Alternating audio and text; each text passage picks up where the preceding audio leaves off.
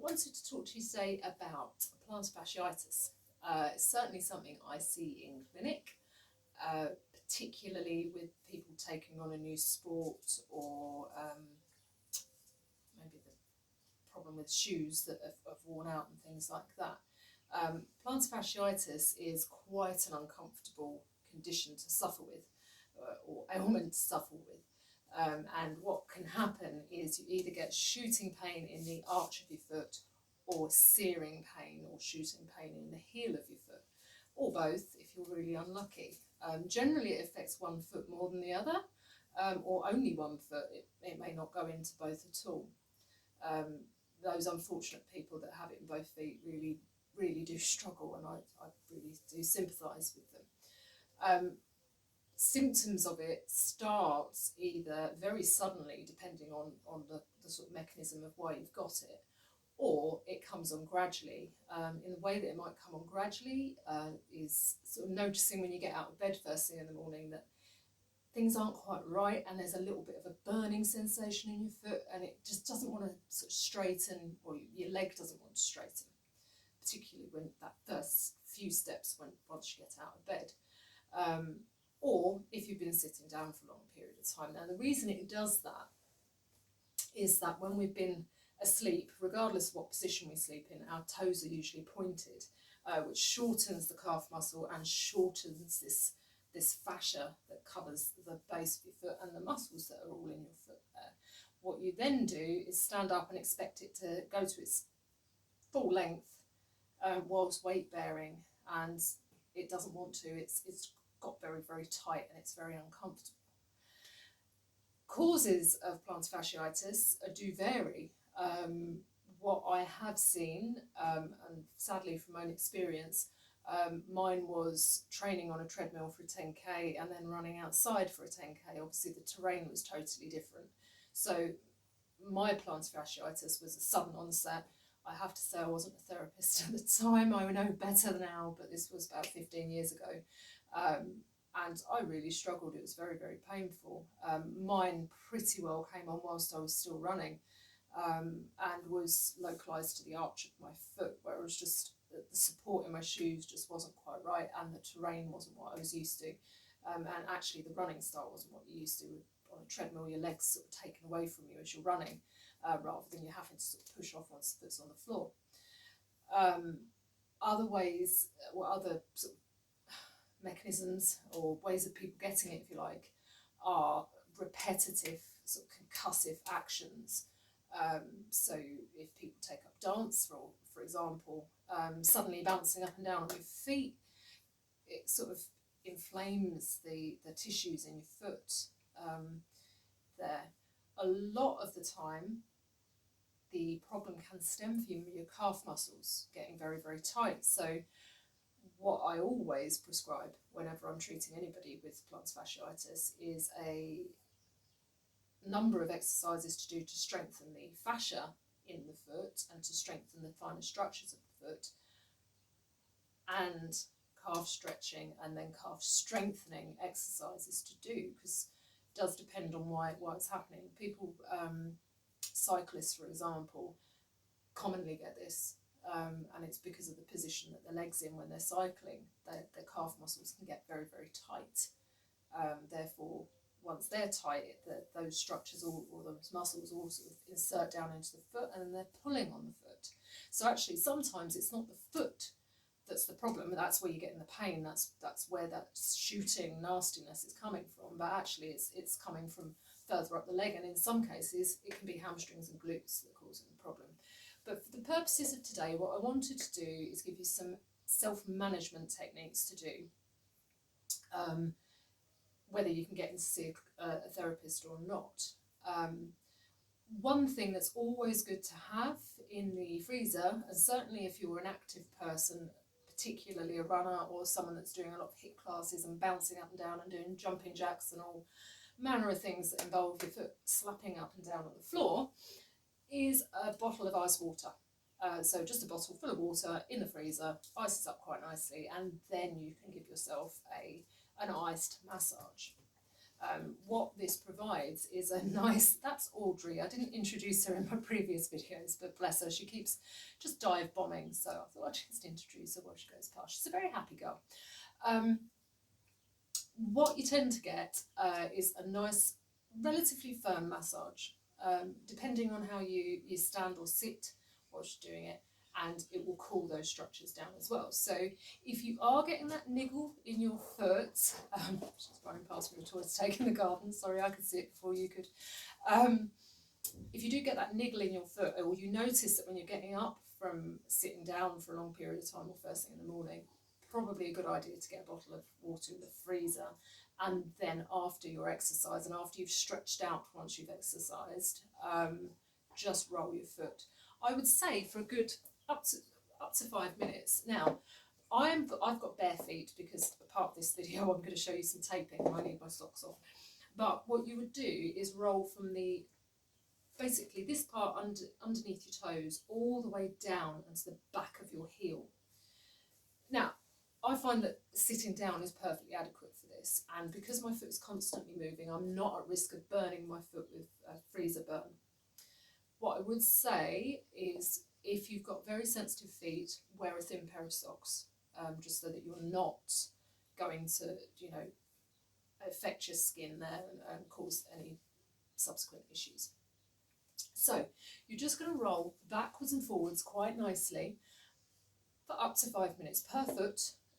Even though you might only get the symptoms in one foot, give the other foot a bit of care and attention as well. You don't want it to transfer over, and what you might find, and you might not realise you're doing it, if one foot's playing up, you're going to be leaning over onto the other. Even if you're not actually doing an activity, it might just be when you're standing in the kitchen preparing your dinner, you'll find that actually you're going to lean over to the other side a little bit more than you should do. So just gently rolling. Now, you can do this standing up. I don't feel that you need to, because it can be quite a little bit more pressure. You can put more pressure on when you're standing up, but just rolling nice and comfortably. So, Ice Spotter is a great way to go about things. What I would also say is that if you aren't out and about and active and things like that, and it's just sort of occurred for you, there are a number of reasons why it may have given you, it may be bad footwear or footwear that's not quite right for your foot structure. Get a bottle in the freezer as well. It doesn't just have to be for active people that are running or bouncing around and doing things like that, so that's fine. And then try once a day to just gently do a bit of an iced massage for your foot. What you can also do is get a spiky ball. Now, you can get these online, just put in spiky ball and you'll come up with a number of options. This one's a medium spiky ball. I find that works well for me. You can get softer ones, you can get harder ones, so you might find that getting a set that's got all three in is your best option, and therefore you can choose what works better for you. Now, I stand up for this personally because I feel that I get a decent roll and a decent pressure on my feet. What we do tend to do, and certainly actually even people that come into clinic, they'll come in for a leg massage, but they don't actually necessarily think about having their feet done. In the same way, I suppose people don't always think about having their hands massaged, but actually it's part of the body. They're still full of muscles and they're still going to get tight. So if you're an athlete and you do foam roll and you do use a trigger point ball and whatever else on the rest of your body, try and start using it on your feet. It will really save you in the long run, particularly if you're upping training. Obviously, at the moment all the runs have been postponed or cancelled, but before recent events, we were seeing a lot of runners coming in that were training for marathons or half marathons or longer distances than they were used to, for example. And whilst they weren't necessarily getting foot problems just yet, they were coming in for really tight calf muscles. And as I said, if you've got a tight calf, it's going to start pulling on that foot. Or equally, your foot might be uncomfortable, and naturally that's tightening your calf up because everything works together. So I tend to find with this chair in the way, I'll move my chair out of the way for a second so you can see my foot. So you would, from the front of your foot, so just below where your toes are, you would roll quite nicely and with a reasonable amount of pressure going backwards. And you're going to go right the way to the back of your foot. And then gently, you're not going to put any pressure on rolling back the other way. What you want to do is go with the direction of the fibres. So actually, if you're going from your heel and you're going towards the front of your foot, you don't want to put a lot of pressure on there because actually you're stretching those tissues out in the wrong direction. Okay, so you're going to gently roll backwards. And you would do this for maybe 2 minutes per foot. I'm putting a lot of pressure on mine because I'm used to doing it, but I know when I first started doing this, it was quite uncomfortable and actually really tickled. I've got used to that sensation. So depending on how your feet are and depending on if you get tickly feet or if you've got really sensitive feet, you might find that actually just do a little bit less pressure, and you might find doing it with socks on first is a nicer way to go about things. Okay, you could also get a little rolling device. So probably put that there. I can't see if you could see it properly. So I find this a little bit too much for my foot personally, and I would use it sitting down because it's solid, pretty much rubber. It's got a hard plastic tube and then it's rubber on the outside. Same principle as with the spiky ball and with the water bottle. You gently you roll over the top of it. I don't put anywhere near as much pressure with this as I do with the spiky ball. I find the spiky ball works for me, as does the bottle. But there are a number of options. If you find the spiky ball not quite right for you, you can use this. Failing that, you can just use the water bottle. But I think you need something to break up the sort of stuck tissues, if you like. Okay, so then what I wanted to discuss with you, and I'll sit back down for this because I've got to demonstrate how you would tape your own foot. In the absence of being able to get into a podiatrist and getting proper orthotics fitted or orthoses fitted, you might find taping really helps. I mean, you can order sort of plantar fasciitis specific insoles online, but they might not be quite right for you. They'll help, and certainly if you're getting pain in the heel of your foot, if they're gel type, then they may provide you with some relief until you can get your foot, your gait completely analysed and your foot structure analysed, and speak to a podiatrist and see if they recommend anything more. But in the absence of being able to do that at the moment, and actually just as a support thing, taping can work really, really well. So kinesiology tape can be bought online quite easily. Go onto Amazon or any of the sports shops online. What I find for plantar fasciitis particularly, when I had it myself, is I had a long strip, so it's about, I don't know, 15 inches perhaps. What you want to do is cut the edges so they're not the sharp edges, they're curved. It'll stop it peeling. You then, so pretending I've got plantar fasciitis in this foot at the moment and I'm struggling with this, just rest your ankle on your knee for the moment, flex your foot, and then you would just tear about an inch at the top. So you've got a little tab that's got no backing on it at the moment. You would stick that just underneath your toes, no stretch on it at all, just a little bit there. And then you would gradually peel and apply a bit of a stretch. So you're not stretching the tape to its full capacity, but you'll see from what I'm doing there's a little bit of a spring to the tape. You can see that? So you just want a little bit of stretch. So perhaps up to 40% of it stretch, probably 30 would suffice in this situation.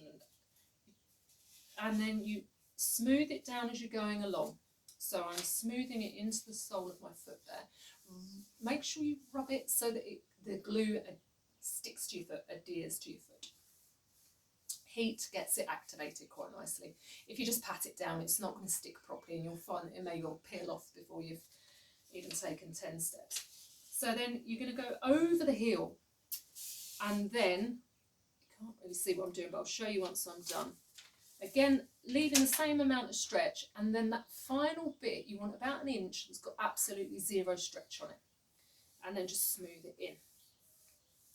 So depending on how flexible you are, you might find that you need somebody else to help you with this, but I find it's okay to do myself. If I show you the back of my leg and how that's gone, so it's gone up through my heel and then up to midway up my calf muscle there, which works okay. Now, I can't feel that particularly on my foot at all. I've smoothed it down so it's stuck nicely. And then what you want to do is apply a couple of cross strips. So I've got different colours just to make it look pretty. Probably about that length. You might need to play around with it. It depends on how big your feet are. What you don't want is it going all the way around your foot, because this bit is going to be stretched a little bit more than the long strip there. So for this, you would rip down the middle of the bit of tape and then peel the 2 edges back. Try not to touch the tape. I did just then, but it loses its stickiness. And then you are going to, so you'd pull this, so that's at its full strength. So just back off a little bit to about 70% of stretch. If you go too far, that's actually going to irritate your foot because it's going to try and bring back on itself. But you just pull it like that, and then you're going to apply it to the sole of your foot. Same principle as with the long strip. You're going to have a strip a little bit each side that's got no stretch on it at all. And then that's going to just hug your foot. So at the moment, as you can see, I've got, it's a little bit wonky, I think, from this angle. It's going to be across there. So that, particularly if you've got that plantar fasciitis that really plays up in the arch of your foot, it almost lifts it and supports it for you. So then you can have another strip as well. So you're going to cover the foot, the arch of the foot. So same principle, you're going to have sort of 70 to 80% stretch, and then round, and no stretch on either end. Again, with these, I've rounded the edges off so they don't peel. So then that's what you're going to look like. And that provides a nice amount of support for your foot. What it also does is create some space within your tissues.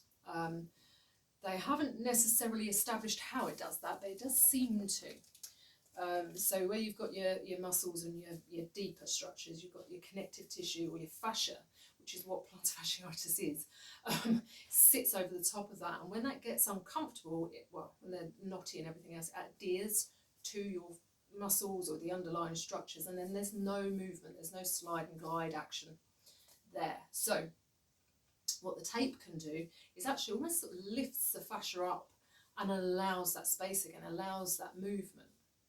And it can actually really, really help.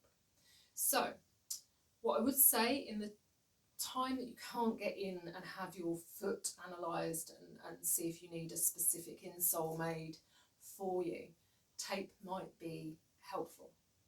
Now, what you can do with the tape is you can leave it on for up to 5 days. You can shower in it. It will take a little while to dry once you're out of the shower, but you can shower in it. You don't have to apply it every day. When you do take it off, probably soak it off or gently peel it off. So if you've got the strip here, for example, you would pin underneath and peel and just gently slide, so you're not taking any of your skin with the tape. So just be careful when you remove it. If you find that you're getting itchy underneath the tape, if you do apply it, probably take it off sooner rather than later, because it may be that there's too much stretch being put on the tape and it's just trying to pull your skin, or equally you might be reacting to the glue, and we don't want that. For the most part, people cope okay with it and certainly seem to sail through that without any issues. But if there is any irritation, it's generally down to the tape's too tight, or it's the glue is irritant to your skin. I would say if you're allergic to plasters and things like that, maybe look at different options, or maybe just check that the glue and things in the tape are suitable for your use. Okay, so We've looked at how to loosen the structures in the foot, and we've looked at how to support the foot. What we need to look at doing is stretching your calf muscle out. So if you have got tight calf muscles and they're playing a role in this, and as I say, certainly I see in clinic, it usually is more often than not, the calf is very, very tight, and that's actually playing more of a role than the actual fascia itself. We need to look at stretching it out. So depending on whether you live in a house, flat, bungalow, masonette, wherever you may live, you might find that actually you can either use your stairs if you've got them, a back door step if not, and it's got a decent drop on it, or you might have to invest in an exercise step. Or you can use a nice little cupboard step. By cupboard step, one that you can use to reach the top of the cupboards, which is sadly something I have to do. So let me just move my chair out the way again so you can see what we're talking about.